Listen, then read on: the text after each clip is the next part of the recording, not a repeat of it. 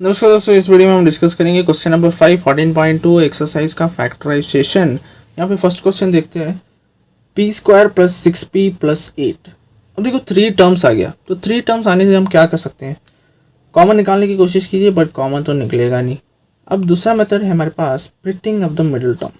ठीक है, splitting of the middle term. तो ये कैसे किया जाता है, हमें मिडिल टर्म को स्प्लिट करना है। अब यहाँ पे मिडिल टर्म क्या होता है जी, ये 6p। 6p को मैं 2 टर्म्स में डिवाइड कर दूंगा। कैसे करते देखिए, अब बात ये होती है कि यहाँ पे हमें देखना पड़ता है कोफिशिएंट। p स्क्वायर का कोफिशिएंट 1 है और यहाँ पे कांस्टेंट है ना 8, तो coefficient of p square into 8 कितना मिलता है मुझे, 8 है ना। और यहाँ पे जो बीच वाला टर्म का कोफिशिएंट है वो है 6। अब इन दोनों को मुझे देखना है। मैं फिर से रिपीट कर रहा हूँ, मैंने क्या किया है, कोफिशिएंट ऑफ पी स्क्वायर जो हाईएस्ट पावर होता है वेरिएबल का, मतलब कि फर्स्ट टर्म का कोफिशिएंट इनटू कांस्टेंट मैंने किया, मुझे 8 मिला। और बीच वाला टर्म का जो कोफिशिएंट है वो है 6। ठीक है, ये मल्टीप्लाई करके 8 लिख दिया और ये 6 लिख दिया। अब 8 और 6 को ध्यान से देखिएगा, मुझे ऐसा 2 नंबर्स ढूंढना है ताकि मल्टीप्लाई करने से मुझे 8 मिले। ठीक है, 2 नंबर्स ऐसे ढूंढो, मल्टीप्लाई करने से 2 ऐसे नंबर्स ढूंढो जो मल्टीप्लाई करने से 8 मिले, और ऐड करने से या सब्ट्रैक्ट करने से मुझे 6 मिले। ऐड या सब्ट्रैक्ट करने से 6 मिलना चाहिए, प्लस 6। ठीक है, वे साइन भी देखना पड़ता है, +6 और ये +8 मल्टीप्लाई करने से +8। सिंपल सी बात ये होती है, जब भी ऐसा होता है ना सिचुएशन, तो तुम्हें देखना पड़ता है इसको, 8 को। तो 8 का फैक्टर्स लीजिए। 8 को क्यों देखना पड़ता है, क्योंकि जो भी मल्टीप्लाई करके तुम्हें मिलने वाला चीज़ है ना, उसका फैक्टर्स लिया जाता है। ठीक है, इसका मत ले लेना, इसका लेना फैक्टर्स। तो 8 का फैक्टर्स लूंगा तो मैं लिख सकता हूँ 1 8 होता है ना, 1 8 से 8 होता है, 2 4 होता है, और कोई है और कुछ है नहीं है। तो 1 + 8 या 1 - 8 करने से 6 तो आने नहीं वाला है ना। 2 + 4 करने से 6 आ जाएगा ना। तो ये 2 फैक्टर्स मैं ले सकता हूँ।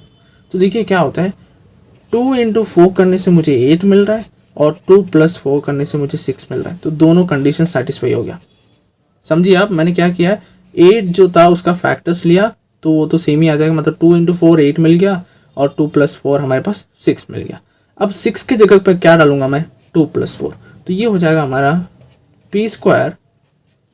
6p की जगह मैं डाल दूंगा 2p + 4p + 8। देखो मैंने क्या किया, स्प्लिट अप कर दिया। ये होता है splitting of the middle term.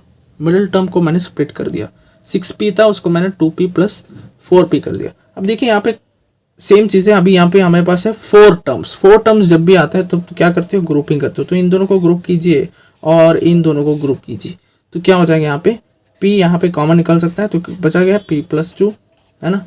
और यहाँ पे सेम ही चीज़ आना चाहिए, फिर भी मैं कर देता हूँ यहाँ पे, तो 4 निकलेगा कॉमन, तो क्या बचेगा, p + 2 ही बचेगा। देखिए यहाँ पे ये चीज़ और ये चीज़ दोनों सेम होना चाहिए, ताकि मैं क्या कर सकता हूँ, यहाँ से कॉमन निकाल सकता हूँ।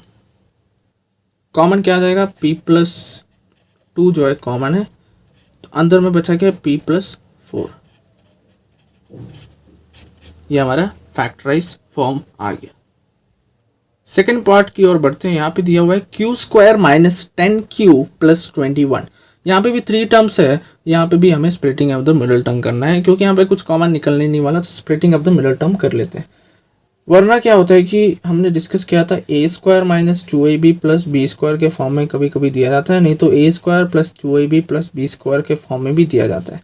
बट ये दोनों तो है नहीं यहाँ पे कुछ, है ना। तो ये जो है splitting of the middle term ही करना पड़ता है। तो हमें स्प्लिट करना है मिडिल टर्म को। मिडिल टर्म यहाँ पे -10 है, ठीक है, यहाँ पे कोफिशिएंट देखना पड़ता है -10, क्यों कोई हमें स्प्लिट करना है, ठीक है, 2 पार्ट्स में। अब देखते कैसे, हम कोफिशिएंट लेते हैं फर्स्ट टर्म का जो कि है 1। सो 1 × 21 होता है 21। तो मुझे ऐसा 2 नंबर्स चाहिए जिससे मल्टीप्लाई किया जाए तो 21 मिले, और बीच वाला नंबर क्या है, -10 है, और ऐड या सब्ट्रैक्ट करने से मुझे -10 मिले। ऐड या सब्ट्रैक्ट करने से -10 मिले, ठीक है, +10 नहीं, -10। एक और मैं समझा रहा हूँ मैं। फर्स्ट टर्म का कोफिशिएंट देखो 1 है, 1 × 21 21 है, तो ऐसा 2 नंबर्स चाहिए जिससे मल्टीप्लाई किया जाए तो 21 मिले, और बीच वाला टर्म्स देखना है -10, तो ऐड या सब्ट्रैक्ट करने से -10 मिले। अब देखिए जैसे मल्टीप्लिकेशन वाला केस है तो तुम्हें इसका ही फैक्टर्स देखना है ना। पिछले केस में भी वही मैंने किया था। जैसे कि 8 का फैक्टर्स देखा था ना, जिससे मल्टीप्लाई किया जाता है। तो 21 का अगर फैक्टर्स देखा जाए देखते हैं तो हमारे पास आ जाते हैं 1 इंटू 21 होता है, और 3 इंटू 7 होता है, और क्या होता है जी 7 3 सा 3 7 सा हो गया, और कुछ है नहीं है। तो हम 3 और 7 को ले सकते हैं क्या? हाँ ले सकते हो, क्योंकि 3 इंटू 7 करने से 21 आ जाएगा। बट यहाँ पे प्रॉब्लम ये है कि अगर 3 प्लस 7 करूँ तो 10 आएगा, पर मुझे -10 चाहिए ना। तो मैं कैसे लिख सकता हूँ, देखिए -3 -7, -3 -7 लिखने से क्या फ़ायदा है, ये आंसर -10 आएगा, और -3 इंटू -7 करने से मुझे आंसर आएगा 21 प्लस 21। ये भी कंडीशन, दो कंडीशन सेटिस्फाई होना चाहिए, ठीक है। साइन चेंज मत कर देना। -3 -7 करने से -10 आ गया, -3 -7 करने से क्या आ गया 21 प्लस 21। अब मैं यहाँ पे -10 क्यू की जगह डाल देता हूँ। यहाँ पे देखिए क्यू स्क्वायर है, -10 क्यू के बदले -3 क्यू -7 क्यू, देखो -3 -7 प्लस 21। तो मैंने इसको स्प्लिट कर दिया, ठीक है। अब नेक्स्ट चीज़ क्या करना है आपको कि यहाँ पे 4 टर्म्स है तो ग्रुपिंग कीजिए, फर्स्ट दो लास्ट दो। यहाँ से कॉमन निकलेगा क्यू -3 आ गया। तो यहाँ से अगर मैं 7 को कॉमन निकालूँ तो मुझे यहाँ पे क्यू -3 ही आना चाहिए, ठीक है। ये याद रखिए क्यू -3 आना चाहिए। अगर क्यू -3 आना चाहिए तो यहाँ पे माइनस होना चाहिए ना, क्योंकि -7 इंटू क्यू -7 क्यू होता है, -7 इंटू -3 क्या होता है 21 होता है, प्लस 21। तो इसलिए मैंने पहले ही ये लिख दिया, क्योंकि ये दोनों चीज़ जो है सेम होना चाहिए। और मैंने यहाँ पे साइन को ढूंढा, प्लस होना चाहिए कि माइनस, कैसे ढूंढा मैंने यहाँ पे देख के, इन दोनों को देख के। -7 इंटू क्यू होता है -7 क्यू, -7 इंटू -3 होता है प्लस 21। अब मैं क्यू -3 को कॉमन ले सकता हूँ, तो यहाँ पे क्या बचेगा क्यू -7 बचेगा। तो ये हमारा फाइनल आंसर हो जाएगा। तो इसका लास्ट पार्ट देखते हैं यहाँ पे, p² प्लस 6p -16।